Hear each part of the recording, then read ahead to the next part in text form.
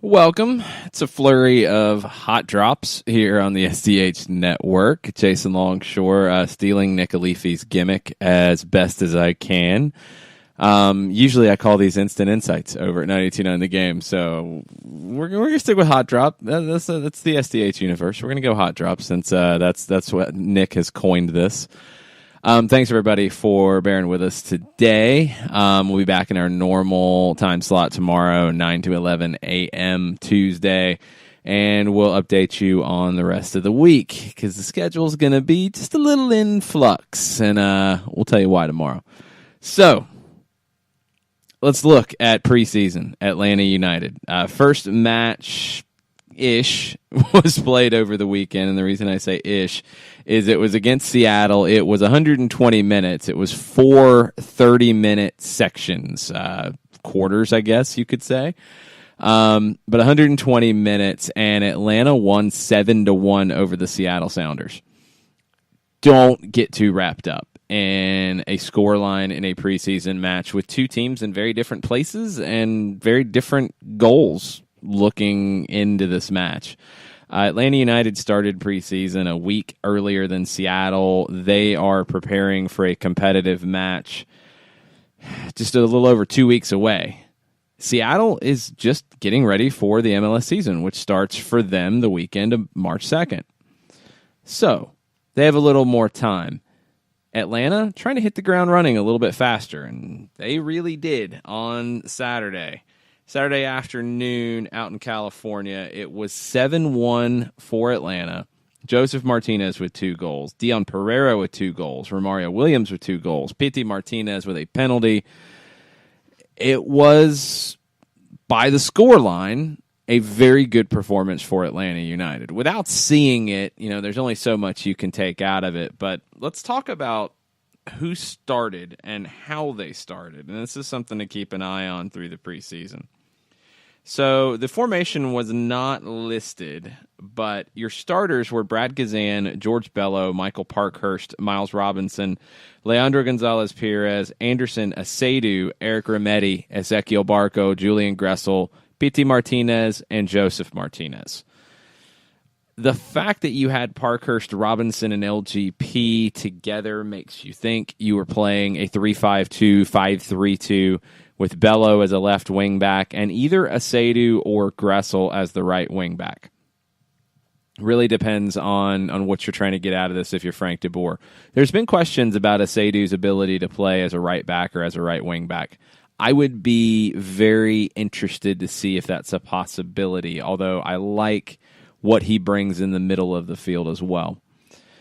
We've talked about it, what this team could look like in 2019, and George Bello getting the start here. It does really feel like the path is clear for Bello to be the player on the left side of the back line, either in a 4-man back line or a 3 or 5-man back line. He's going to have every ability to show his quality and every ability to earn that time. We'll see once we get into competitive matches if he has earned the trust of Frank de Boer at this point. Seattle came in and played 3 different teams in this without much overlap. First group had a lot of first-choice players in it, a couple USL players in it, in Nick Hines and Danny Leyva. I don't know what to make of that in terms of how competitive the match was. And again, without seeing it, there's only so much we can tell. Atlanta has 3 more preseason matches upcoming. They face Club Tijuana of Mexico on Wednesday. They face LAFC and the LA Galaxy after that. And they are trying to get ready for competition on February 21st. Herediano started out slowly in the Costa Rican League this season. They've started to get it together a little bit in recent weeks. They're going to be in midseason form. It will be Frank de Boer's first official match with Atlanta United. That's going to be a bit of a challenge. These games for Atlanta will be played out very differently than for the opposition because of that fact. Seattle is not worried about results here. They're not worried about match form. Atlanta has to be. So keep that in mind when you see these results. Don't jump to conclusions because of that.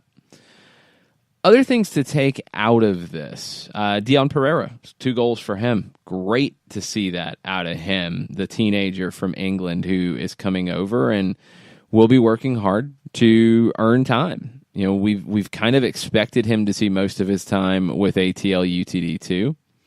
Might not be the case if he keeps having these types of performances.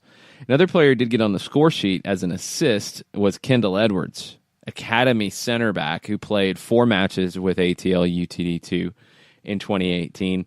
He was the only Academy player to see the field for Atlanta United on Saturday.